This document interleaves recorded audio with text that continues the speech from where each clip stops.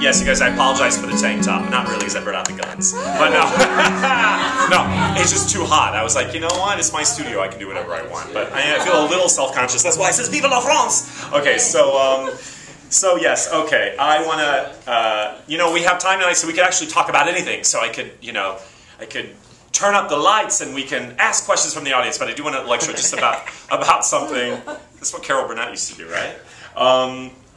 But you know, I was thinking the other day, well, this actually coincides with something that happened on Thursday night. So there was the New York Times Magazine on Sunday. I don't know if any of you saw that. The title of it is, it was called Inspiration, but the whole story was about where does inspiration come from? And they said that in part it's an investigation into the enigmatic nature of creative inspiration. Step 1, work. Step 2, be frustrated. Step 3, repeat. That was basically it. And they interviewed all these famous people, from Alicia Keys to Deborah Winger to Patti LuPone, all, you know, the creators of Homeland, and they basically all said the recipe for creativity and success is the same, which is you just keep moving forward. You're going to fail, you're going to fall down, you're going to fail, you're going to fall down, you're going to fail, you're going to fall down, you're going to fail, you're going to fall down, and you just keep moving forward. That's it. There is no magic sort of, yes, there is nothing enigmatic about it. Step 1, work. Step 2, be frustrated. Step 3, repeat. Okay? So now that we got that out of the way, you know, yeah, the common ingredient is to try again repeatedly. That's it. But, so I'm going to come back to that in a second, because in last night's class, it was interesting because a couple of the actors were talking about just in their work and in their life out in general. They talked about being in confusion. And I don't like that word, because there's nothing confusing about what we're doing.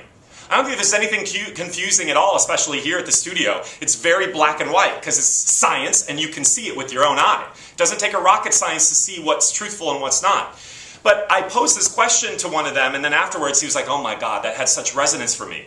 And I said, well, what is it about you that there's a payoff in you being confused? And he's like, oh my God, I never thought about it that way. So maybe that's something for us all to think about, is that in areas of your life where you feel confusion, maybe that's actually, you're absolutely not confused at all. Or behind the confusion is absolute clarity. But in order to get clear with that information, it requires you to sort of rewrite a new chapter. It requires you to let go of the sort of the old paradigms that you tell yourself that keep you stuck in that sort of vague, murky, cloudy stuff. Get what I'm saying? There is a payoff in it. If you're confused, and there is not, you don't have to step up to a certain accountability and a responsibility of maybe what life is asking you to be.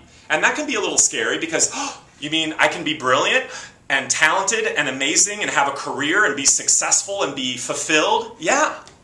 So maybe there's something for all of us to think about in areas of your life where you're still confused.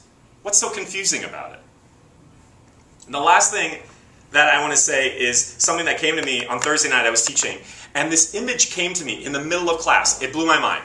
And I was telling this kid about creativity and the learning curve of creativity. And the image that came to me is, I said, learning is like this. You have a plateau, then you have a creative, a spike, an explosion, epiphany, a pop, whatever these things are, right? Plateau, creative, whatever my eyes are doing, then you get onto an up level, and then it's a plateau, and then a new level, but then you're on a plateau, and then explosion, and then a new level, and then on a plateau. This was the image that came to me talking to this person about really where our own evolution and growth, what it looks like. And then that night, one of my students emailed me saying, have you ever read this book, Mastery, by George Leonard, which I'd never ever heard of before. And in it, my student sent me a photograph from the book. It blew my mind. This sort of begs this whole question of collective consciousness. Why was I plugged into an image I'd never seen before, never heard about this book before, and here is this guy who's written this book about learning, and that the genesis of creativity and success in life looks like this. Look, can we see? Yeah. This is what I was saying. It's so exciting. Plateau, explosion of creativity, a spike. You get to a new level, ascension. Then another plateau, and then another plateau. But look, it's all ascending upwards. You're all ascending. Always. You're always moving up. It's always moving up. It's not a straight line. It's ascension. Then you're plateauing or narrowing, narrowing, what's that word? Leveling off. And then a pop, and then leveling off. And sometimes, you guys, plateaus can last a long ass time. Plateaus can last a long, long time. But that doesn't mean that you're not doing something right. This comes back to this thing about the New York Times article. That's what success looks like. So I think it's about not being confused. Again, all these things are kind of coming together. It's about not being confused or being in the dark about, oh, some people are making it and I'm not. And why is it that I have these victories, but then it feels like my life is like this? You know what? That's absolutely part of your learning curve. That's essential for you to get to the next level.